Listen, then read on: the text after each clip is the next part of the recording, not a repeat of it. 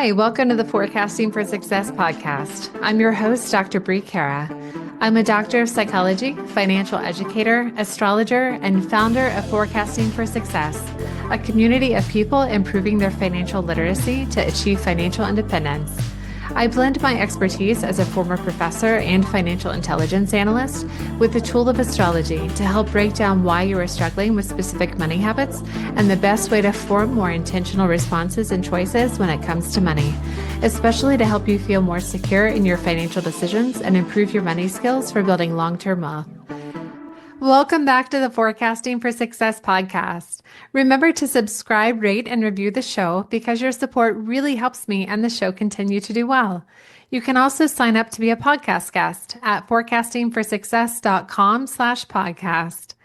The full transcripts of every episode are also posted to my website, and you can find the link in the show notes of each episode, along with other helpful resources, which includes signing up for my free monthly investing masterclass, where I teach the basics of why and how to invest in the stock market, how to invest even when you're paying off debt, and it includes a live question and answer session and free money guide at the end.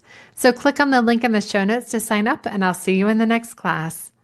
My guest today is Meaghan, who has questions about the gaggle of planets currently transiting her second house, which is the house of values and money. Meaghan is actually experiencing several transits that include the three major pain points of astrology, on top of evolving her personal and professional values. So we have a lot of important information to discuss in this episode. So let's get started. So welcome, Meaghan. Thank you so much for being here today. What would you like a reading about? Thanks for having me, Brie. So, my biggest question that I would love to hear your feedback and your discernment around is the current transit of all of these planets going back and forth between Pisces and Aries. They're all moving through my second house right now. So, I would love to hear from your perspective what that means for me. That is very true. It's very crowded right now. There's a lot of cooks in the kitchen when it comes to your second house. Yeah. So we're actually going to go ahead and keep your exact birth information private and only share that your birthday falls on April 11th. So happy almost solar return, by the way. That's very Thanks. exciting. Before we actually get into all the details of your second house, I did just want to take a moment because what really stood out to me when I first looked at your chart was this dichotomy of having no planets in an air sign, but having Aquarius intercepted in your first house. And then this has another layer of having Pluto transiting through Aquarius at the moment. And your first house is really broad. It's one of the largest houses in your chart. So personal evolution is clearly very critical. It's very important for you in this lifetime. And Pluto is really going to take its time transiting through this house for decades to come. So it's like this slow burn of evolving as a person over and over again. So both meaning how you view the world and how you present yourself to a world. This will evolve several times over. So I did want to ask you a question first of since Pluto, it did show up here a few years back because your rising sign is in Capricorn. It's not in Aquarius because obviously that's intercepted, like we said. But have you reached a point yet where you no longer strongly resist changing or evolving? Or has it still been challenging and uncomfortable to recognize or even incorporate new elements of yourself? Mhm. Such a good question. So I will say that most of my 20s was an absolute storm of change and frustration and not really understanding why nothing seemed to be working out for me, Hmm. especially when it came to relationships. Oh, goodness. Uh-huh. Yeah. So I think when I had my first astrology reading in 2017, that's when I really Mm. started to become aware of what was happening and how the stars were impacting me. Mm. And also the fact that as a Taurus moon, I was going to have a hard time with change. It Ah, was going to okay. feel really uncomfortable to me. So I think that once I began to get comfortable with that part of myself, with that part of my astrology chart, and realize that it was okay for me to feel frustrated, but it didn't necessarily mean that change wasn't still inevitable. So, what was Mm, I going to do about it? right. That's when I really started to ask myself, what do I need to help me feel grounded and stable throughout all of these shifts and changes that are going to continue to happen so that every time something changes, I'm not feeling like I have to start all over again. Ah, okay. That's lovely. I'm very happy to hear that actually. And it sounds like that was a perfect time for you to try to understand on another Hmm. level what was happening and why this was happening, which again can be very productive because you're right. It's a very soothing, helpful understanding of that there's a purpose and a meaning behind all the shenanigans that are happening.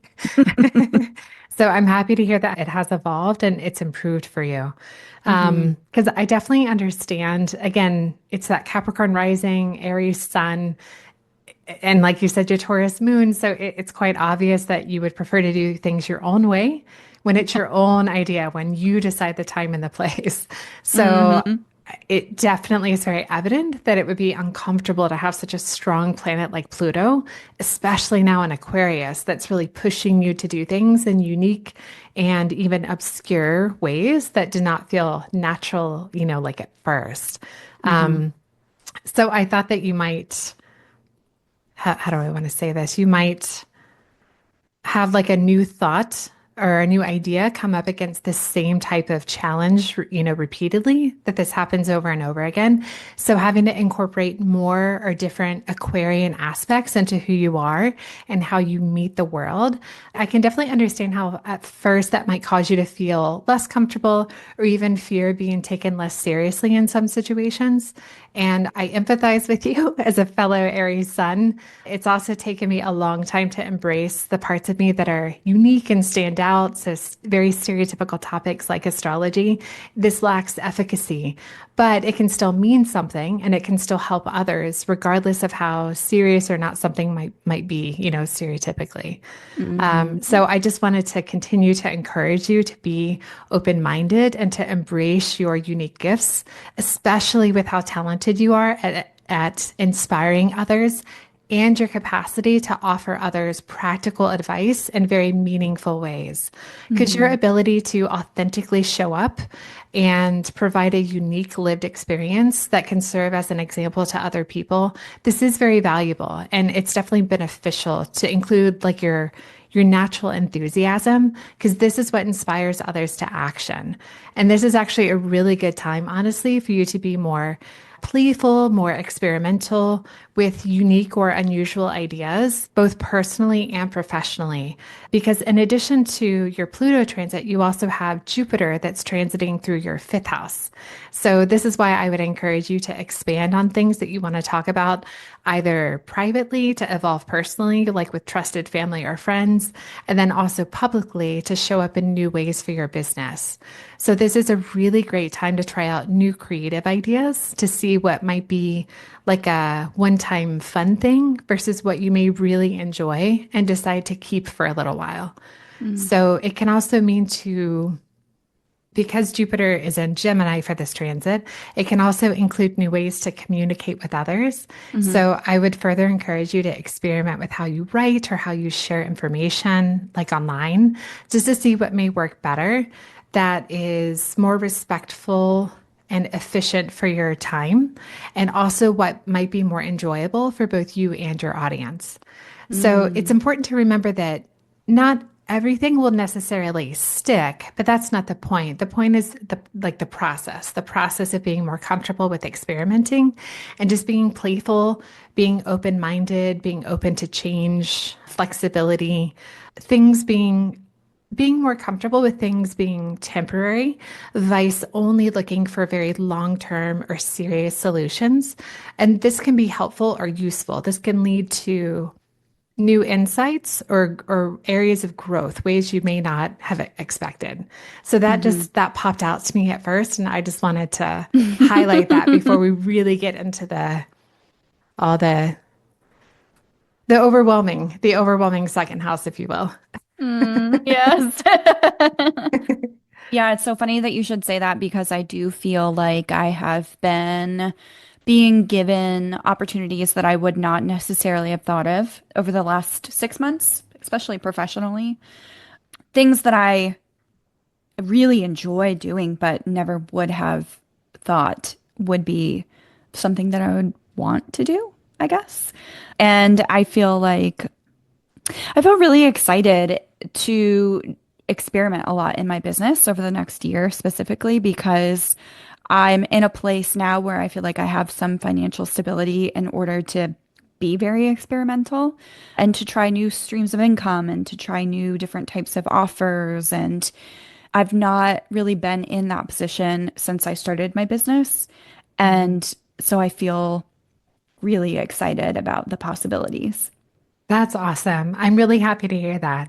And that's going to play into this second house that we're going to get into as well. So this is fantastic that I'm hearing that it's already working. The wheels are already turning for you. That's great news. Hmm. Okay, so the current transits. You have Venus, Saturn, Mercury, and the North Node are all conjunct in Pisces, transiting your second house. And they are also conjunct your natal Mercury specifically right now. Mhm. And this is also technically conjunct Neptune as well, although it's out of signs and it did just move into Aries. It's currently at its Aries point of 0 degrees and 18 minutes, but it is still technically in conjunction with all of these other planets that we just named. So this is why it is just full of activity at the moment. Mhm. I tried to really sit with your chart and really assess what was standing out to me, what seemed the most relevant for right now, for the immediate term. Because obviously, some of these planets are very quick, they'll transit very quickly, and others are going to stick around for a little while. So I Mhm. try to really focus on what is impactful and the purpose of why you would have a transit like this. Because since some of these planets are so slow moving, not everyone experiences a second house transit, for example. Not everyone will have Neptune through their second house. So there's obviously a purpose and an intent for this to happen in your lifetime. So that's what I'm going to try to focus my reading on for you. Love it. So, like I said, Venus and Mercury are both very zippy. So, within a month, they're already going to have moved on to other houses. And so, planets like this typically signify like an annual checkup, like a health Hmm. checkup when it comes to your values and how you communicate your values. And so, that's why we're going to skip those for this reading and just focus on really what it means for Saturn and Neptune to be hanging out here for so long. And I'm also going to skip over the North Node because technically Saturn being here is more relevant for the purposes of your question, meaning it's between the two, it's like a more relevant quote pain point because both Saturn, oh, excuse me, hitting my mic over here. I talk with my hands when I get excited. So both Saturn and the North Node are considered pain points in our charts. But like I said, Hmm. we're going to focus on Saturn for your question.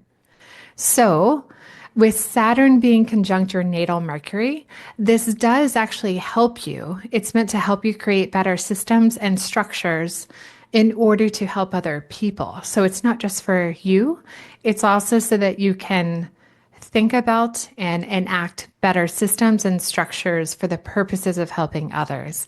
So it is technically a way to level up or expand your ability to coach others and either write or communicate with your audience in actionable ways. So I did want to actually pause for a moment and just ask you if you've had any new ideas lately for how you want to help your clients or new offers that you've been considering for your business. Hmm. Good question. Well, it's funny. I have an offer that I've had in my offer suite, if you will, for about a year. And I did a lot of beta testing with that offer about a year ago, and I got a lot of great feedback. But since then, I haven't really done a lot with it, mostly because I just really haven't had the time to invest in it. But one of the things that I've been considering over the past couple of weeks in particular is that this offer would be really well suited to be my primary coaching offer, Nice. which at this moment it's not. Okay. So that is where I am at the moment. I've been kind of feeling like I've been receiving a lot of downloads about how I could structure this particular offer in a more supportive way for me, but also in a more supportive way for people who may consider purchasing or wanting to work with me. And one of the big focuses that I've been trying to kind of complete or think about with my own coach has been streamlining my own services. I have a lot Mm. of kind of things here and there, and I really want to kind of, because I'm working in a lot of different places right now, not just in my own personal business, I need I need things to shrink a little bit so that I have the energy to focus on only what is going to be the most important and what is going to get me where I want to go.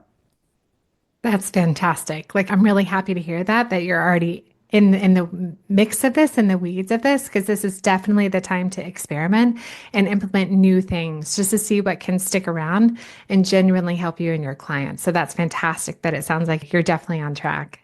I think so. Excellent.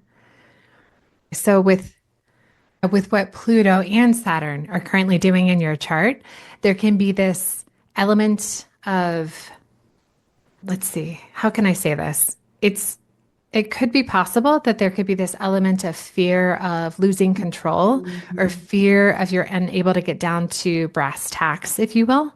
So it is important to remember that it is okay to experiment and to learn what works. Because once you know what works, once you've learned what works for you in your business, then you can build a solid foundation and a solid structure to protect what works. Because sometimes it might be an old tendency, it might not be relevant anymore for this point in your life, but it's possible that there may have been this first instinct that would want you to start with the foundation. And then partway through building something, you may have realized that you could have done things a bit differently or things could have been better or more efficient in a different way. So, a part of your evolution is just to be more open or comfortable with experimenting and not viewing the experimentation phase as a failure or something very serious or thinking that every part of the experimenting needs to be hidden and only the perfect finished parts need to be visible. Because one of the takeaways from a Saturn transit like this is just to be easier on yourself and more compassionate to the parts of you that are human. Because we all have flaws, we all evolve and communicate and show up differently in the world. And we evolve what we value in this world, and that's okay. Like that's perfectly normal, and it's not something that needs to be hidden. It doesn't make us lesser than. We're Mhm. still whole. We're still whole people, regardless of our evolutionary process, and we all deserve the space to improve ourselves, regardless of the route that we choose to take. So I Mm. did just want to encourage you to just be kind to yourself, and hopefully not have anything like this be holding you back during this time. It's funny you should say that about the evolution of values because I do feel like that has been a theme for me over the past 3 years. So I just got married last year, 6 months Oh, ago. congratulations. Thank you. And I met my husband 3 years ago. And since meeting him and realizing that we were going to get married and, thinking about starting a family, a lot of my values and priorities have shifted. Mhm. I would be considered an older parent if I decided that I was going to have children at this point. And, by quote unquote society standards. And that was something that parenthood was something that I had not necessarily considered for myself for a long time because I didn't have a Mhm. partner and I wasn't sure if I would have a partner. And over the past 3 years specifically, my personal priorities as far as what I want my business to do for me have shifted tremendously to support me in thinking about starting a family for the first time. Ah, yeah, that would definitely change the dynamics. Absolutely. You're still terribly young, in my opinion. I mean, I agree. But society sometimes makes you really think like you lost it. It's over. You can't reach it anymore. So that's been something that I have also been kind of grappling with is what does it mean to do things differently than other people who are in my community than my own parents. My parents were really young when I was Mm. born, very, very, very young compared to the age that I am now. So it's something that I've not seen a lot, people having children later in their 30s. And so it feels in a lot of ways really exciting, but also very overwhelming because I don't necessarily have a guidepost for it. Yeah, it would feel different if you haven't had any close examples in your life of, quote, older parents, even though I don't believe you're in that category. Well, thank you. Because it's becoming more and more common, honestly, for women to wait until they're in their 40s to have children. And obviously, you're not there yet. So I completely understand that, yes, stereotypically, our culture encourages kids as young and early and as quickly and as possible. Thankfully, it is okay for us all to be on our own timelines. And I think it would be exciting for you to do things your own way. So I do think you're on track. You're not late or behind or anything like that. You're definitely on track to live your own chart, your own life in your own way. So hopefully you're embracing that and you're not discouraged by other people's stories. Hopefully you're okay. I certainly am. I think that there was definitely a little bit of pressure from certain people as soon as we got married. You Mm. know, that age-old question of, okay, well, first they ask you when are you getting engaged, then they ask you when are you getting married, then they ask you when you're having children. But thankfully, at least with my family, I feel like I haven't really received a lot of that pressure yet. So it feels like it certainly does feel like my husband and I are living on our own timeline, which is really nice. Okay, good. I'm happy to hear that. Because yeah, it's your life, it's your timeline, so it's definitely your decision, regardless of other people's opinions. Definitely. If we key back into Saturn, it's also checking in not just on your personal values, but also on your money foundations as well.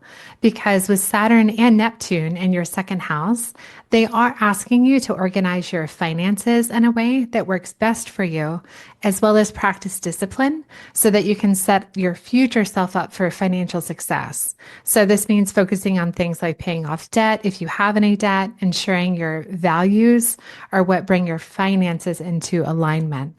So I just wanted to check in with you if you have had any money questions come up within the past year, or are you feeling like you're on the right track for how money is working for you?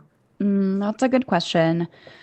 I think for me personally, that one of the biggest lessons that I've had to learn over the past 6 months has been how do I navigate not only my own personal finances, but now having the finances of two people together, Mm. myself and my husband. I think that that is just a new dynamic that I'm trying to learn how to manage. I feel like up until this point, I had a really good foundation for my own self. But now that we are thinking about doing things like we just renovated our home, thinking about having a child, thinking about potentially moving into a larger home in the future or moving, those are all major financial decisions that up to this point were only decisions that I had to ask myself about. And now it's me and him. And that is a very different experience. Very much. It definitely changes the dynamic to have to share and to compromise because it's not just your values, it's also his values, like your Mhm. values as a couple. So it's definitely a commingling and intermingling of prioritizing values because some values are more eminent than others. There's also a timeline when it comes to certain things. Mhm. If we drill down into the mundaneness of the money for a minute, do you have any questions about sinking funds or emergency funds or other things that you might need to action in the present in order to be ready for something in the future? Wow. I don't know. I mean, are there questions that people typically ask you? Yeah, so whenever obviously a lot of people do come to me and it just happens to be a lot of these second house transits because it's this dichotomy of you don't know what you don't know. So some people are Yeah. just like, I don't even know where to start. I don't know where to begin or what to ask. And then other people have really specific money questions. So they're like, I have an old 401k. I don't know what to do with this, or my values have changed and I don't like my investments, but I'm not sure where to begin exploring for other investments. And so it honestly just depends on where the person is at and where they're looking to go, where they're looking to take themselves in order to make sure that their current financial needs are being taken care of, that they're taking the right steps in the present, but also knowing that their future self would be grateful that they might have done something a little uncomfortable in the present, because, Mm-hmm. sometimes money can be uncomfortable, but they know that in the future they'll be grateful that they took action.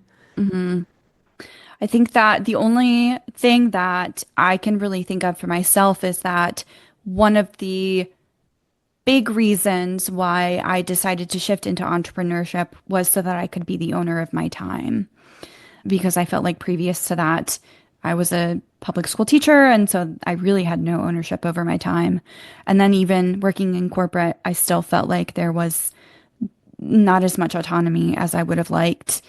And lately, one of the big things that I have been thinking about is what it would look like to be a part-time worker and or someone who does not bring in money at all for the family, but just stays home and takes care of children. Mhm. And as a person who is very independent and not used to relying on financial support from another person, that can feel very scary to me. Yeah. I've thought about, what does that look like for me as far as the types of choices I should make, whether I should stop working altogether or if I should consider some sort of, flexible part-time work. So I guess that's kind of like where I am at the moment, where, that's like kind of my next biggest decision, I think. Yeah, and that's an important one because, again, with your Aries sun, it would not feel good to be wholly dependent on another person, especially No. financially. That's not Mhm. innate. That's not comfortable for you. And Mm-mm. I agree. Um, are you thinking of setting up your business to be more passive? That way you could only Yeah. sporadically check in with the business, and then that way you still have your own business. It's you don't answer to anyone, but it's still bringing in income. Because even a passive offer to clients, it can be consistent income, even if you're not actively doing something each day. So I hmm just wanted to ask, is that what you're trying to transition to see if that would work for you? I think so. So I have I have an online course. Actually, I have two online courses right now that are fairly passive, but I'm not getting a lot of traction, mostly because I really haven't had the time to really sit down and think about how to market them to people, Mhm. so that, I'm consistently bringing in new clients and, a new, bigger, better audience. I shouldn't say better, right? Everybody's great. I love my audience. Just more, Yeah. more of the same. More people, Yes. more beautiful people, just like the ones that I have right now. But I think the other thing that I would still like to keep space for is my membership community. I started that about a year ago and it doesn't take up a lot of my time. And honestly, it doesn't really take a lot of energy either because I know how to run a membership community really well. I've done it for other people. And so I think between those two things, those that feels like a really great direction to go, but definitely the passive income is something that I don't really know a lot about, and I'm certainly looking for more resources around how to make that a more productive and beneficial part of my business. Yes, I definitely agree. And I think what I've heard from other business owners is that they they do three things actually, is that they have blogs that answer common questions that will keep cycling new eyes onto their offers. They have Pinterest posts, and the Pinterest posts do the same thing. It's very similar to blogs. It keeps new eyes coming to your offers. And the third thing is to produce content that can also be recycled very easily. Mm. That way, you're able to throw up things on Instagram, for example, and If you need to, just update the wording, if you will, but at least it's the same type of video or the same type of, what do you call them? The little squares, the slides. Carousels. Thank you, carousels. I'm not very good with the social media, as you can tell. I'm an older millennial. Yeah, the carousels again can be updated over time. So I have heard this from other women who are just starting out their families, and this has worked for them because you're right. You might assume you'd have time to update something, and then, something very chaotic and sudden happens. And so at least this is an easy button. It's something quick and simple in order to remain fresh, remain up to date on the internet. So again, Hmm. you continue to draw on new clients without having to spend a lot of time doing things from scratch that you won't really have time for in the early years of childhood. So I think that's it for that question. Did you have any more thoughts on it before we get back into your chart? So I would love to hear more about your thoughts about Saturn moving through the second house because that can sometimes be a scary transit for people as far as people being concerned about restriction, like a restriction of resources. So I'm not sure if you have any thoughts about that. Yeah, you're right. Saturn is usually scary for people. The internet has not helped with this myth. Saturn does ask a lot from us because it is a pain point. It's one of the three main points that really asks us to evolve in our lifetimes. Hmm. You do have your natal Jupiter in your second house, which typically would encourage expansion of values and resources and money and creativity as well. But because your natal Jupiter is square your natal Saturn, it means that you can also struggle with how much is enough versus not enough. So it can be challenging to have proportion or balance to your needs and how you respond to things at times. Hmm. So it's like life can routinely test you on your choices and how to put your life together, especially when it comes to not just your values, but whether you're willing to maintain boundaries around your values. And when we speak of values, it's things like loyalty and self discipline, things like this. So when it comes to values like this and your boundaries, and then we also start getting money involved, it can also cause, let's see, how can I word this? Like when it comes to money, Jupiter can expand the capacity to attract money, but then that Saturn square can be a bit of a buzzkill because it is restricting Jupiter and Jupiter's capacity and kind of popping up right before something happens and then reminding you of your responsibilities before you can technically reach your full potential. And Hmm. so that's what I see when it comes to this aspect of your natal Jupiter being square to your natal Saturn and then transiting Saturn being in there right on top of it. I definitely can see how that can be a bit of a buzzkill because you're constantly being confronted with the baby steps and the responsibilities and the mundaneness. And so I can see how that could also be a challenge to have ideas and to have creativity, but then to be pulled down to reality Hmm. a little too soon to where you don't really get to have your head in the clouds and to have these robust moments of creativity and ideas and daydreaming because you're constantly being pulled back down to earth and being asked the hard questions of, okay, well, how will you make this happen? What do you need to do? Like, are you being responsible enough? Are you ready enough? Are you ready at this time? And so I think that is how I would answer your question is that you can I think what I'm seeing right now is that you're getting ready to spread your wings and then fly. And then Saturn comes along and trips you and wants to like ask you one more time, are you sure? Are you really sure? So Hmm. I think that's what I'm seeing at the moment. That really resonates with me. I was probably about a month ago at this point, or maybe 6 months or 6 weeks ago. I was presented with a couple of opportunities to make some major shifts in the way that I was doing things professionally. And it seemed, one of them in particular seemed like it was the answer to quote unquote all of my prayers. Oh no.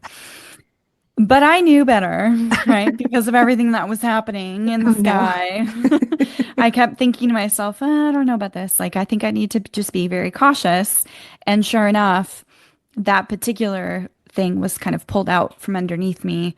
And so when that happened, I felt like I was prepared because I hadn't allowed myself to really get too excited about it. But there were, I mean, there were also some red flags and that sort of thing. So, it wasn't just like a black and white type of answer.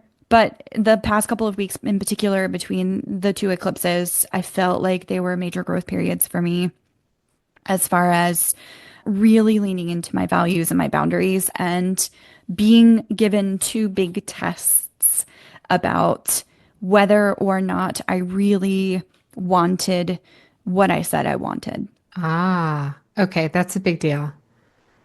Yeah, that's a big deal to truly be honest with yourself that this is it and that you're willing to fight for it. That Hmm. that's a really good question. Hmm. I think what I usually encourage people with an aspect like this in their natal chart is to like yes, be honest with yourself about what you really want and try to remember not to do something for spite, not to like double down just because you're frustrated and just want to prove that you're capable. It's to do what you said. Be very sure that this is what you want and have a plan B. So it's not really the best aspect to just throw caution to the wind and just hope that everything will work out somehow very, abstractly in the end, everything will come together. It's not really one of those laissez-faire aspects. It really is proving to Saturn that you've done the work or that you're willing to do the work, that you have concrete, mundane, clearly laid out steps of what you're going to do and what you're going to action in order to get to your goal, to reach your goal. And then in addition to that, come up with a plan B. And so typically, if you can show Saturn, prove to the universe that this is what you're capable of, typically it'll tone down the harshness, the really harsh aspects of having a Saturn transit or a Saturn placement like this. So that's typically the advice that I try to give others whenever they're really concerned or have very specific challenges with Mhm. Saturn in this way. And as a person who has Saturn as the ruler of my chart, how does that influence these aspects?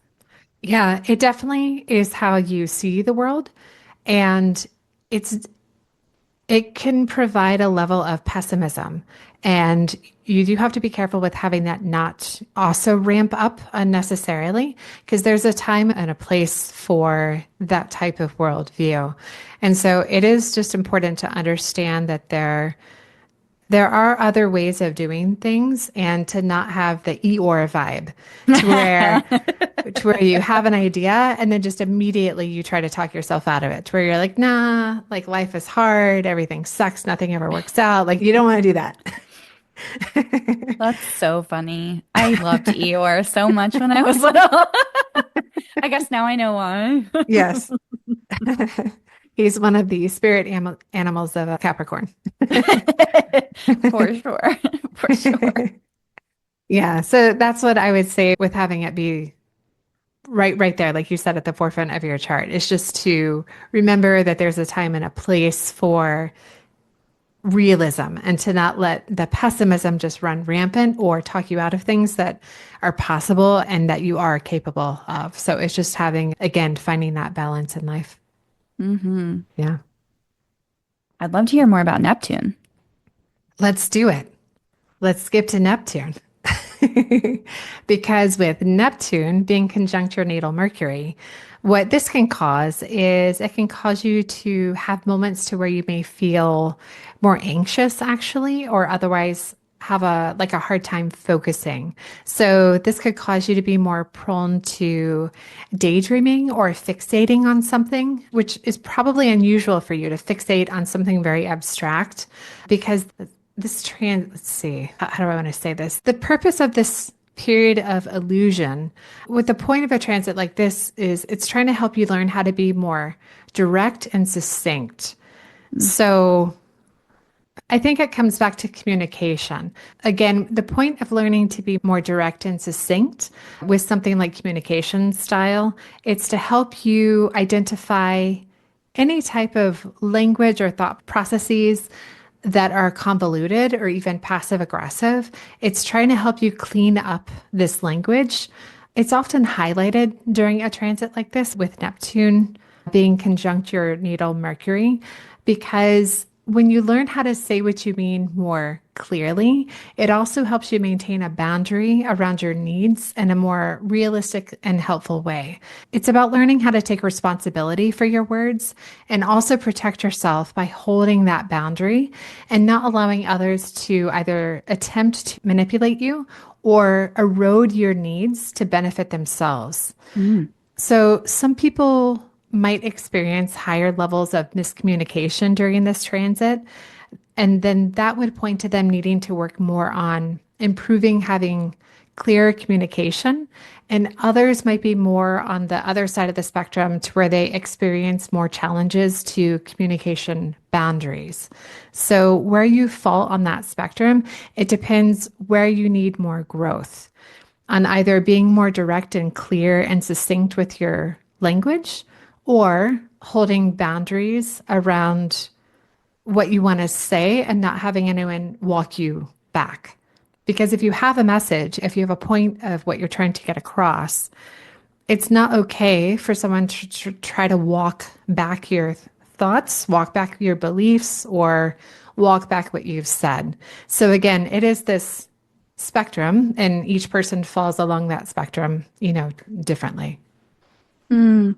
That's so interesting because my natal Mercury is in Pisces. And so I feel like in general, I already sometimes have a harder time communicating what I'm thinking with other people because sometimes it can feel really abstract. Sure. Like I know what I want to say, but when I say it, it doesn't necessarily fully make sense to Oh, everyone. very much. Yeah, that's very common with that placement. Yep.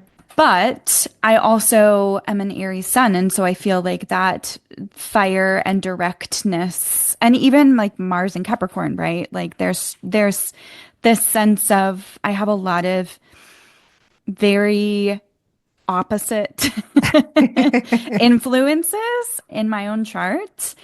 And I think that that was certainly something that I struggled with when I was young. Boundaries Sure. around communication, especially, well, and even especially like at the very beginning of my business, boundaries around communication as far as when people could contact me, when clients could have access to me. But I do feel like it's gotten a lot better recently. I think one of the things that's interestingly been popping up for me recently has been the way that people communicate with me on social media. Okay. So I have received for the first time, I had a post on Threads go totally viral, and it wasn't even something to do with my business. I Nice. wrote something about PBS. Oh, Like, yeah, which I guess is a important, hot topic right now. important, but random. Yes. And it was not the first time, but one of the first times that I ever experienced people kind of trolling me. And what I noticed is that I had a much easier time blocking those people and not allowing their energy and their influence to invade my own personal space in a way that I had experienced. Like it was just totally different than what I had experienced in the past. Good. As far as typically when I have that confrontational type of experience, especially when I'm communicating with another person, I tend to completely lose my mind and just spiral out of control and just feel like a complete failure or take Mhm. it very personally. And I do remember very distinctly, I think it was last week when I made this post, feeling proud of myself for laughing at the person who made the comment rather than allowing what they had said to, rather than taking it personally. I'm very happy to hear that. Very happy because that can take some time to learn that you never know what the other person is going through. And on top of that, we also have bots. So it might not even actually be a real person that's saying something stupid on the internet. So I'm really happy to hear that you were able to step back, not take it personally, and just block them because that is the right answer. It's rare that discourse on the internet that anything would come from that. There's so many people, unfortunately, that are just unhappy with themselves or going through something and they say very flippant, mean things on the internet. And there's no getting through to them. There's no changing their mind or anything. It's a complete waste of your time and your energy and your resources. So I'm very happy to hear that you did not internalize it because again, what people are thinking and saying, it has nothing to do with you. They're very often just projecting. So I'm happy Mhm. to hear that you're okay. Yeah. And I do really credit that to the work that I've done over the last, I mean, so 10 years ago, well, not 10, probably 8 years ago, I started working for a company that specialized in emotional intelligence and social emotional learning. Oh, wow. And so through working for that company, I was able to really begin to cultivate those own skills for myself. And I think that that coupled with my work as a yoga teacher, I got my yoga teacher certification in 2019, did a lot of study on yoga philosophy and Buddhism in particular. And I think that all of those things combined have really supported me in being much more compassionate and kind toward my beautiful Mercury and Pisces placement. That's lovely. That's lovely. I'm so happy that that's the way that you phrased it too, that your immense capacity for compassion would be for your benefit instead of you trying to, help others or identify suffering in others because it's one thing to do that in person with someone that you trust and know means well. It's a different thing entirely for just random strangers. Like your capacity for that, again, should be focused on you and your immediate loved ones and everyone else that are just random strangers out there in the world. We wish them well, but it's not Mm. something that you personally have to take on. So I'm very happy to hear that. And I should also say that I know that Mercury technically is in fall in Pisces, but I've not necessarily ever felt like it was a detriment for me. I am also a professionally trained musician as well. And so when I learned that people who have that Mercury and Pisces placement can be really talented musicians, Oh, yeah. that, or, that could be a major influence on choosing that career path, it made me feel really special. Yeah, and it should, because you're right. You can pull emotions from the ether. Like you're able to get that across in a way that others without that placement would struggle to or would communicate that in just a different way. Hmm. So absolutely that would play to a benefit when it comes to music. And again, just even in non-musical aspects, your ability to communicate emotion would come across very sincerely and in a very real and tangible way that other types of Mercury placements are unable to. So I agree with you. It's not necessarily negative, it's just how you use it. And you're Hmm. right, early on, it might be challenging to find words to what you're feeling. That can be complicated. And depending upon other placements, people can struggle with that more than others. But because you have so much fire and earth, it would be less of a struggle for you. Like you're gonna find a way. Hmm. So I agree with you. Later on at this stage in your life, it would be more efficient. You could do that much more quickly. If what you're feeling, you're seeing, you know now how to get that across into others. Hmm. Yeah. I did want to say that one last layer to these transits is that your natal Mercury is square to your natal Uranus. So that means that all of these transiting planets are also square to your natal Uranus.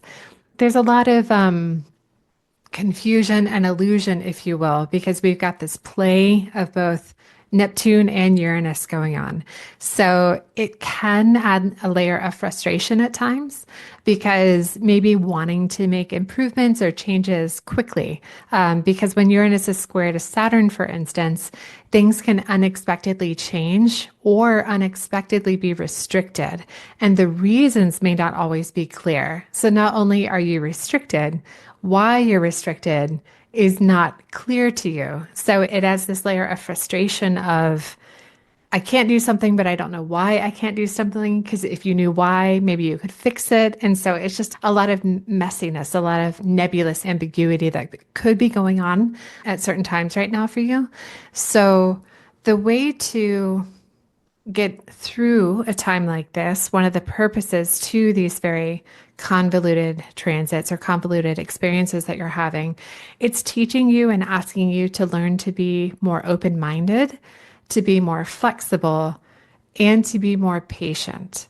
Mm, It's about remembering not to rush yourself or to try to force change. Again, not for spite, not to try to force something just because you know that you're capable of forcing something or forcing speed. It's not a time to force rapid quickness either. So it's more of a time to practice being adaptable and flexible. And also to remember, I guess, the earth aspects that you have. So it's about remembering just to take a breath and to ground yourself before either communicating or making decisions as well. mm, So it's just a time to be intentional about where real limitations lie versus challenges that are presenting themselves to you as opportunities. So mm, the transits that you're experiencing, they're asking you to reassess what is truly no longer in your best interest in a very practical and realistic way versus solely using your intuition to make decisions. So, again, try to feel it in your body about what feels right to you versus what may no longer be comfortable and needs to evolve to help you make really practical decisions about what you need in your present day, as well as for your future self, to set your future self up for success as well. mhm, mhm. Yeah, I think a big theme for me that has come up over the last couple of weeks in particular has been, what if I chose me? Yeah. That is not something that I typically do. It's kind of hard because I do feel like there is some selfishness that comes with the Aries sun placement, and certainly, I don't ignore my own personal needs, but there is also this pattern that I think a lot of it, for me particularly, has been an environmental experience based on the women in my family of abandoning myself Mm. in order to support the needs of others. And I feel like a lot of the decisions that I've had to make over the last month, 6 weeks, have been calling me to ask, what do I want to do? What do I want out of this experience? What will make me happy? What will make me feel like I'm continuing to move in the direction that I want to move in? Yeah, and that's been difficult. Is part of the difficulty because people have other expectations for you, and you know that your choices are different from those expectations? Absolutely. Okay. But you're recognizing that it's your path to choose. Hmm. Okay. It really is your life and your decisions on how to live your life. Hmm. Okay. Okay. I'm glad to hear that you're acknowledging that there are differences, but you have to stay true to yourself and what you're here to do. Hmm. And it's not easy, especially if people are very close to us, because there's, different layers of wanting to make sure our loved ones are happy and not having any disappointment in our relationships. But a temporary disappointment is better than veering off your own path, Hmm. because that's much, much harder to correct and overcome. So Hmm. I'm happy to hear that you recognize There's always potential for someone to have a very tiny or minor disappointment in the present, but it'll be okay as long as you move ahead on your own path in your own way. Hmm. Okay. Absolutely. I'm happy to hear that. Those are actually all the major notes that I have for you whenever it comes to your second house transits and what's happening like right now and what's imminent for the near future. But do you have any other questions that are still there for you about these transits or any new questions that have come up for you? I guess maybe this is kind of totally different, but one of the things that I have been watching in my own chart, and also kind of trying to observe, what are how am I acting, has been Chiron crossing my natal sun. That's been an interesting transit that is also happening concurrent to all of this other stuff. That's the third pain point. So that's very funny that you're bringing it up because it's Saturn, North Node, and Chiron. Chiron. Yeah. So you're curious what a conjunction means, or you've had something specific happen that you think it is this transit?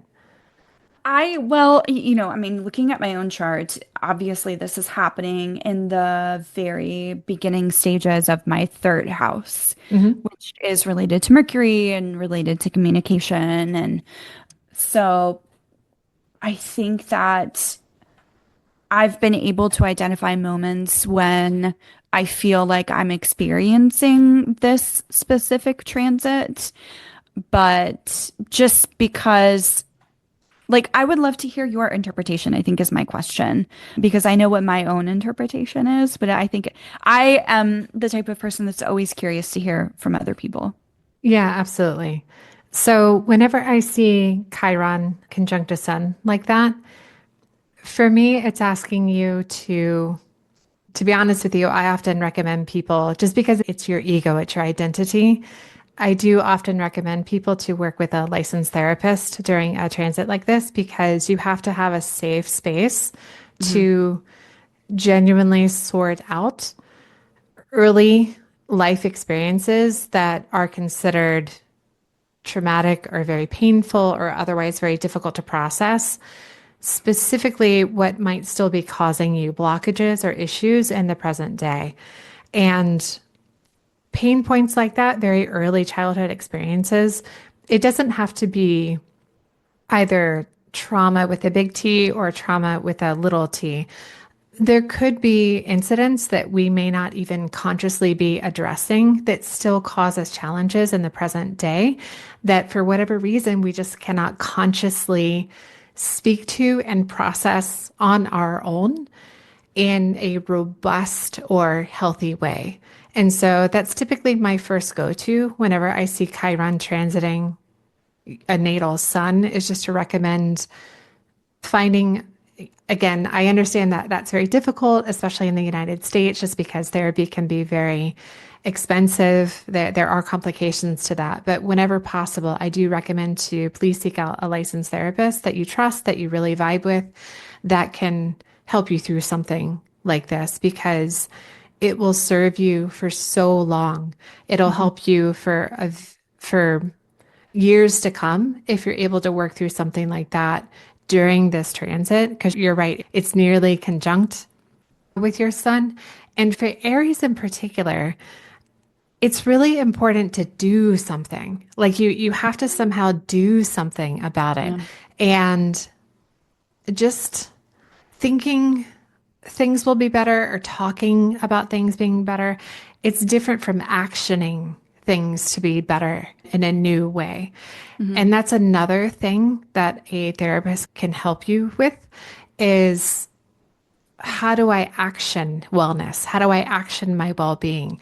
Because again, that's not always evident or very obvious to us when it's ourselves. It might be very obvious if it's somebody else, but we may not come up with the best solution or the most efficient solution to action well being in a way that someone who specializes in that, who's licensed again to do that, is able to do for you. Hmm. Yeah. That's what I've done. It's just, I mean, obviously, like, being an astrologer and understanding all of these transits and being able to, in some way, shape, and form, kind of prepare myself for what may come has been very reassuring, especially with, I mean, I've had so many major transits over the last 10 years, 8 years, Oh, yeah. Yeah. and can personally say without a doubt that having the ability to soften the blow Mm.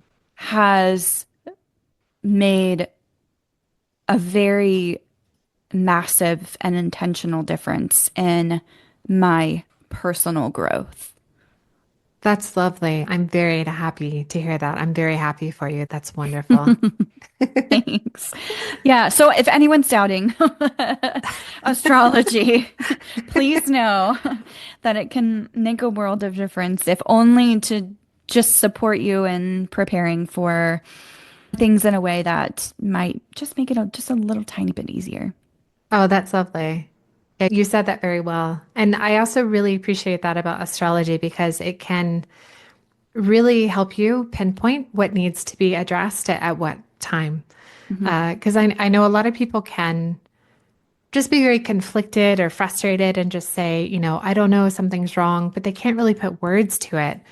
And ironically, it could be more difficult for people depending on, something like their Mercury placement, but they can't quite find the words. And so I really appreciate that about astrology is that you can highlight something for somebody and then they can take it to a person like a therapist and then say, okay, I have an idea. Let's focus on this area. And it can just be more efficient and useful and helpful. Hmm. Yeah, It is one of many tools in my toolbox. that's excellent. That's awesome. And what's what a thought that came up for me is that it's so important the work that you're doing now. And I'm so happy to hear that you're processing things like this, like a Chiron, transiting your sun, is because you're setting yourself up for better success when you go through other challenging transits. It's like you're making sure that you don't have a backlog, if you will, a backlog of personal evolution, and it softens other things because, in 5+ years, you'll be dealing with things like your Neptune square Neptune or your Uranus oppositions, things like this. And so it's really excellent that you're willing to put the work into yourself and to better yourself now in order to better process and evolve when other things come up for you in the future. Mm. I thank you. I think that maybe this is my Capricorn rising talking, but I I think that that's the meaning of life, right? What is the meaning of life other than to just continue to make it better for yourself? Exactly. I totally agree. 100%. That's lovely. Is there anything else I can help you with today or clarify for you? I think that those are really kind of the big things that are sticking out for me at the moment. And I'm also, as an Aries sun, very excited about my solar return. Yay. As you should be. Before we go, I actually want to hear more specifically about your business. I would love for you to just get in the weeds about who you are, your expertise, what you offer to others. I want you to go wild. Just share with us who you are and what you do. Sure. So, hi, my name is Megan. I am, well, let's just say my job title is ever evolving. Right now, I consider myself to be an energetics educator and a business coach. So, I have worked in many different fields over the course of my professional career. I was a teacher. I have a master's degree in education. I was a corporate marketer for an ed tech company, a startup company for a number of years. And in 2019, I decided I wanted to start my own business. I had a massive spiritual awakening between 2017 and 2019. Became a certified astrologer, became a certified yoga teacher, have certifications to teach people about Ayurveda. And so now I love sharing the basics of all of these different types of modalities, how they can support people in making more informed, confident, and compassionate decisions about themselves and their business in particular. I have a membership community where I support people in learning more about these types of modalities and how they can influence the way that they make decisions in their business, called the Venusian Society, which I love. And I also coach people through particularly the lens of astrology, but also I typically use yoga, philosophy, and Ayurveda to help business owners, particularly women solopreneurs, become more acquainted with the cycles of their own personal cycles and how those can influence and support the structures that they build inside their businesses. That's lovely. That's what I was going to say. So I love the name of your community as well. That's amazing. Thank you. Well, thank you so much for being here today. And I hope that everyone goes and checks out your offers and your business because it's amazing what you can do for other people. Thank you so much. Thanks for having me. This is a fun conversation. That's awesome. Thank you so much. And enjoy your upcoming birthday trip. Thank you. I want to thank you so much for joining me this week on Forecasting for Success and let you know that you can read the transcript for each podcast episode on my website, which is linked below in the show notes. I've also included the link to send me your money questions if you'd like to be a guest on the podcast at forecastingforsuccess.com/podcast. And if you're ready to get started on improving your financial literacy and developing your own personalized money plan, I encourage you to join my Forecasting for Success community, where I teach you everything you need to know about budgeting, how to choose your retirement number, how to invest in the stock market, and so much more. I go live in the community each month to check in on your progress and help answer any questions you may have. And it's a supportive community where you can also check in with other members and learn from their experiences as well. I hope you take good care of yourself, and I'll talk to you next week.